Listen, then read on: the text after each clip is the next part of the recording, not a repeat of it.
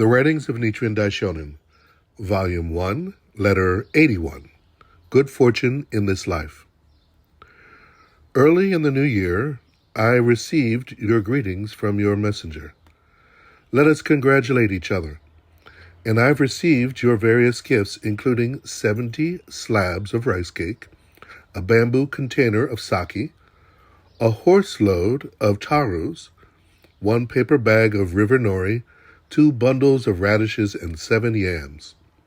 These articles demonstrate your warm-hearted sincerity. The 8th volume of the Lotus Sutra says, "Their wishes will not be in vain, and in this present existence they will gain the reward of good fortune." It also states, in this present existence, he will have manifest reward for it. The great teacher Tian Tai said, "The Son of Heaven uttered not a single word in vain, and the words of the Dharma King contain no falsehoods. If one is a worthy ruler, one never lies, even if it would bring about one's ruin. How much more is this true of the thus come one, Shakyamuni, who, when he was King Universal Brightness in a previous existence, returned to the palace of King Spotted Feet to be executed, because he observed the precept against lying.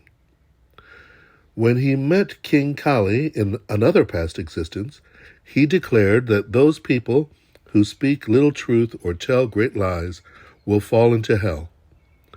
In addition, referring to the Lotus Sutra, the Buddha himself declares there, "The world-honored one has long expounded his doctrines and now must reveal the truth.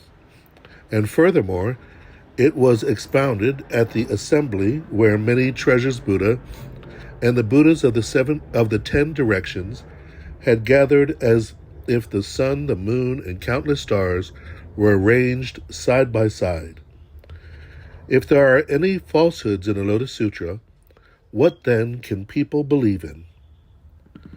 Those who offer even a flower or a stick of incense to such a sutra have offered alms to 100,000 million Buddhas in their previous existences.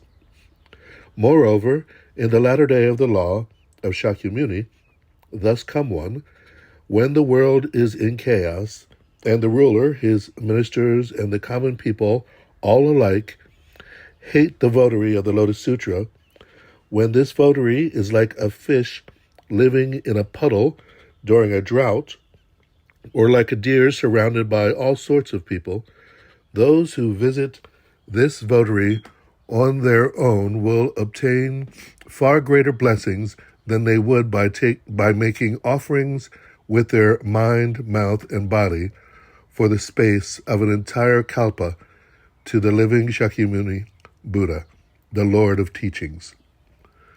The golden words of the thus come one are clear. The sun is brilliant, and the moon clear. The words of the Lotus Sutra are brilliant and clear, clear and brilliant, like the reflection of a face in a bright mirror, or the image of the moon on clear water. Yet could the thus come one's pronouncement, in this present existence they gain the reward of good fortune, or his proclamation, in this present existence he will have manifest reward for it, possibly be empty only for Nanjo Shichiro Jiro? It is certain that even if there were an age when the sun rises in the west, or a time were to come when the moon emerges from the ground, the Buddha's words would never prove false. Judging from this, there cannot be the least doubt that your late father is now in the presence of Shakyamuni Buddha, the Lord of Teachings, and that you will receive great blessings in your present existence. How wonderful! How splendid! Nichiren. The 19th day of the first month, in the 2nd year of Kenji, 1276. Reply to Nanjo. Background. This letter was written at Minobu when the Daishonin was 55 years old.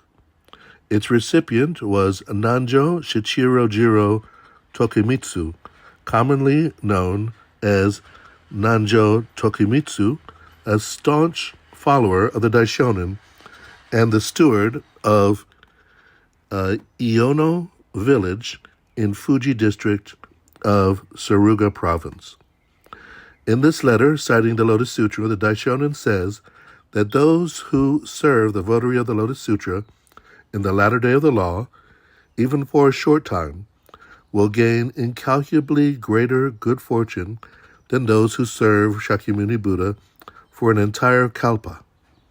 Since all Buddhas have attested to the truth of the lotus, and it contains not a particle of falsehood, no doubt can exist that Tokimitsu's sincerity not only will bring him great blessings in his present existence, as the sutra promises, but also will benefit his deceased father.